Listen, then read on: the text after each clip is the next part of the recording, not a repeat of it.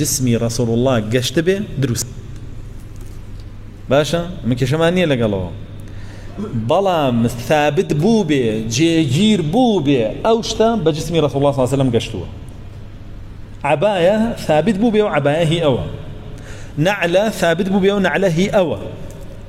باشا هرشي كترها ثابت بوبي كأوى هي أوى أو أدرس تبارك بيوكي كشمانية مو هي أوى ثابت بو هي أوى كشمانية بهي أوي زانين وتبارك بيوكي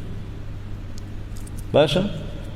أم سلمة هني لقجي بيغمري خوي لا صلى الله عليه وسلم كخلقنا خوشة كوي هنن آويتيا كان فرمي لقاني ليه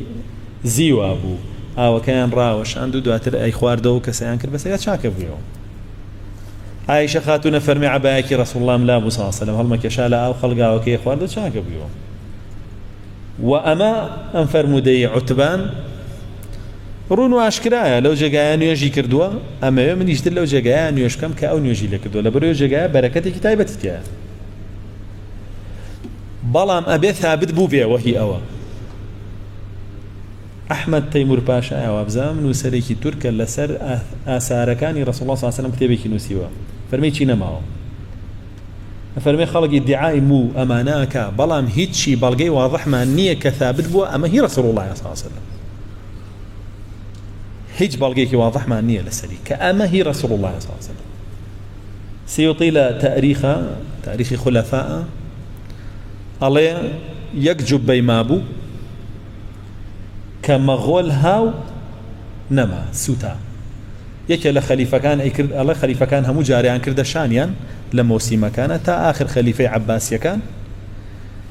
كأي كجن خويني أو بر جبكا كأو مغول يشقوي بينا أي سوتيني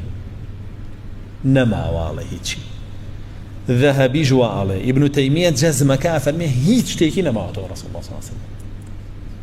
لما هموي كتبه لبيني إيما وأوانا با حكم به وأو بياوا أصلا تركا أحمد تيمور باشا نازم قلنا وكيم غلطوت به تركا وبو خوي لسر روي خوشيانا عليه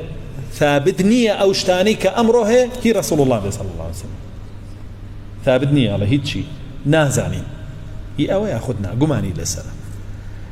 كاتما لقل أوايا نين كبلين ولا تبرك بشتيا ناكري تايبد مندي رسول الله صلى الله عليه وسلم أكري مجالين أكري خو أمبيا أوا لو جيغا نيوجكا دواي وفاتي بيغمر صلى الله عليه وسلم أكري أما بلا ثابت بو بك أوهي رسول الله صلى الله عليه وسلم باشا لما تيغش هندق منعيه كان هذا نابي بكري أجر حجبي أول بس لجياني خويا أبوه لدواي جياني نية لا ما هو عنيه رأي راجح هوايا كأكريتشنك خزانة كاني كردويانا صحابة زوريكي كردويا دي ثابت بوه